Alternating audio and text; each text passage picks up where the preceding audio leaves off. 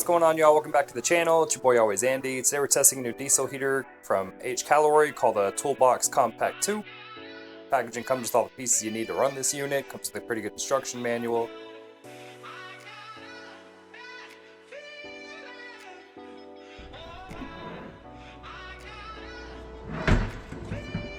Packaged pretty nicely when you open this thing up. All the harnesses seem like they're loomed pretty well.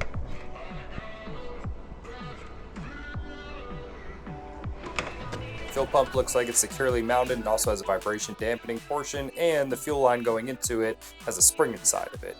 Try and keep it from bending, getting a kink in it. Power for this thing runs off straight 12 volts, or you can also run it off the AC-DC converter they give you that's supplied with the unit. You can plug it straight into the wall and it'll do its own thing. We'll do some wattage testing later in the video just to see how many watts this unit's actually using on low speed and on high speed as well. Coming down to the bottom of the unit, you can see where the exhaust comes out at a 90-degree angle, where the fuel tube goes in.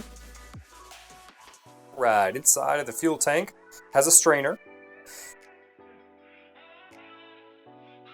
A lot of what I'm seeing online is where people are complaining about the fuel pickup tube is. It's about a ½ inch off the bottom of the tank, which, I don't know, debris settles, so for me it's alright, I'll just keep it topped off. I mean, this thing lasts pretty long on a full tank anyway, so. Again, fuel strainer's kind of nice, and then it also has a gasket inside of the lid on here just to make a nice tight seal.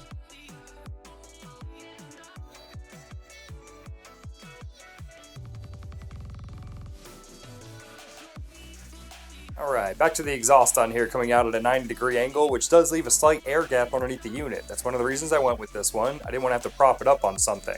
It's not a huge area, it's smaller than your finger, however, it is an air gap. Nevertheless, it'll, any type of air passing under should keep it cool. And so far, it seems like it's doing that just fine.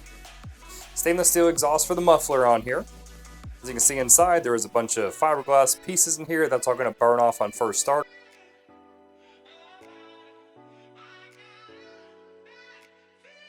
Exhaust tube.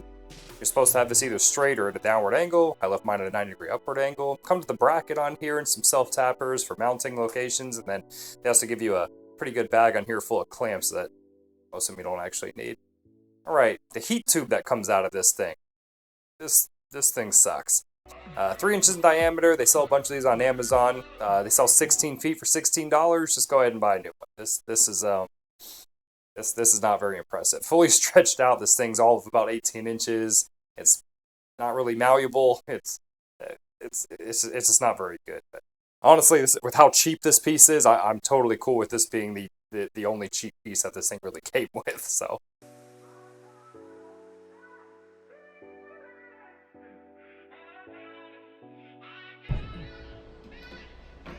Alright, install the exhaust pretty straightforward. Shove the tube on. Shove the muffler on, tighten the clamps, and you're basically done.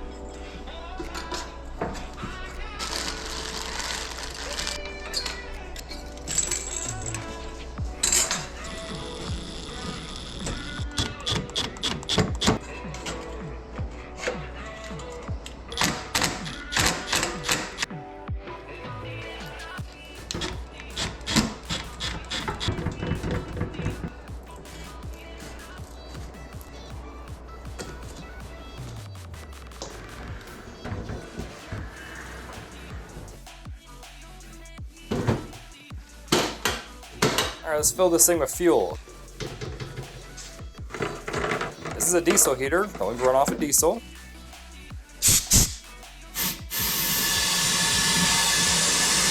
Prior to first use, I'm going to blow some compressed air in here, just try and get the tank cleaned out prior to putting fuel in it. There is no inline fuel filter on this, so I'm probably going to add one here shortly, here in the future, so.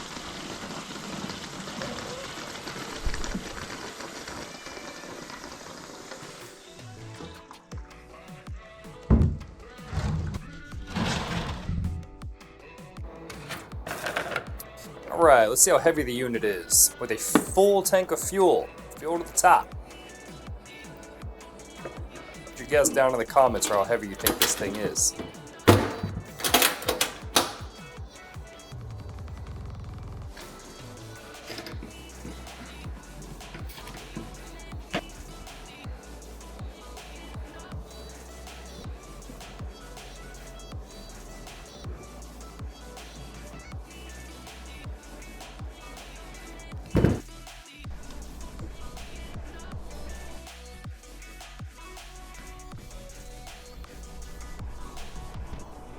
Alright, to prime the fuel pump on this, you hit the power button, and then hold the up and down button, and you'll hear the pump kick on and prime it. As far as the app goes, inside of the manual, you can scan it with your barcode.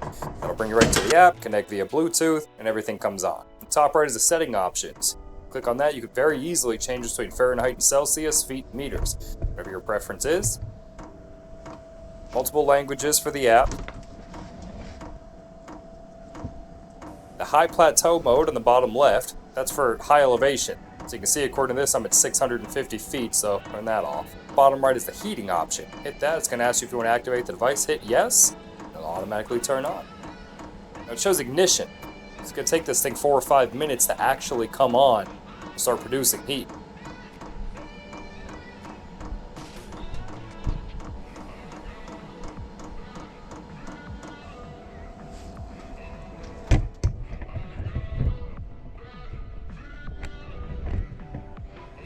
Again, on first startup, it will smoke out of the exhaust. That's all that extra fiberglass on there, little strands on there, just burning off. Just let them burn off.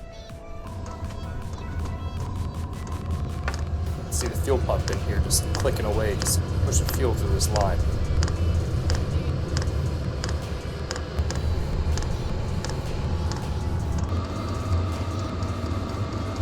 Body temp in the middle on the right hand side is 147 degrees, 151, 205. I kept checking this throughout every few minutes just to see what it was showing on here. 208 degrees, 216.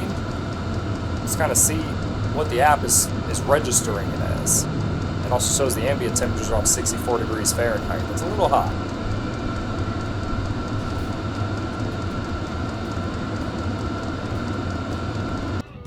Comes with the key fob.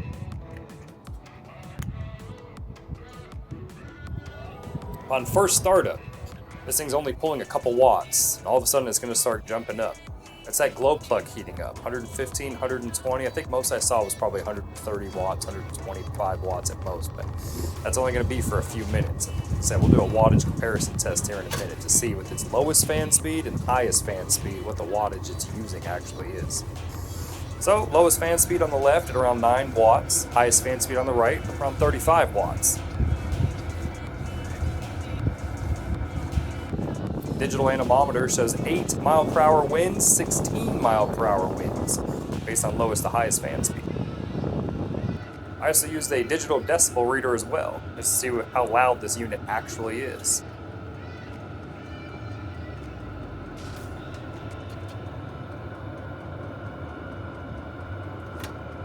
Alright, last but not least, temperature setting coming out of the heat tube. And finally, this is how I have it mounted. Just have it sitting on the porch. Coming through the sliding glass door with a little bit of tape on there, and this thing is actually heating the house. So I'm impressed with how well this thing heats such a large space, such a large area. 1,700 square feet anyway, so. Well, the dogs seem to like it, so it seems like it's working pretty well, so.